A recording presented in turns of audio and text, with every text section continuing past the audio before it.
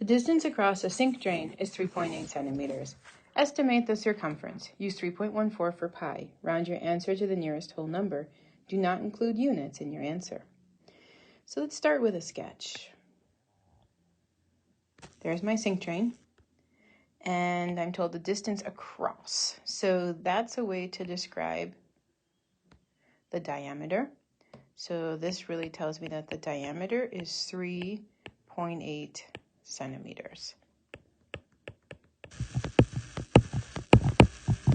It doesn't say the diameter, but by the description and then the picture I've drawn for myself, I can recognize that this means diameter. We're supposed to estimate the circumference. So I'm thinking about the circumference formula. I do have two of them, but in this case, because I now know that I have the diameter, I'm going to use the formula pi times diameter. So now that I know that that's what I'm looking for, I'll substitute. Circumference is what I'll be finding. I'll leave that as is. Now for pi, I'm specifically told to use 3.14. And then, like I said, for the diameter, I have 3.8.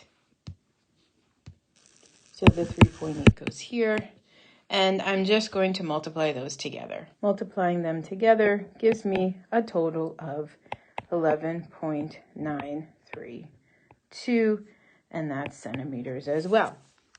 Now, the right answer, though, is not 11.932, and that's because the instructions say to round your answer to the nearest whole number. So when I look at this, I see that 11 is my whole number, and then the 9 comes after the decimal place, and I'm going to use the 9 to round to the nearest whole number.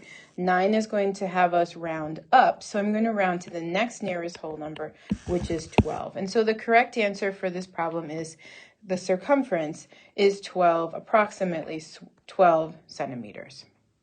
If you chose the common wrong answer, and you said C equals 11.9 centimeters, then you either missed the instruction that you needed to round your answer, or you weren't sure how to round, particularly to the nearest whole number. You might not have read the instructions, or you weren't quite sure. So you didn't pay attention to the 3 and the 2, and that's fine. But you also didn't round to the nearest whole number, and that's what the instructions asked you to do. So although your answer is not necessarily wrong, it looks like you had all the steps correct right up until the end. You didn't completely answer the question because you didn't do the rounding correctly.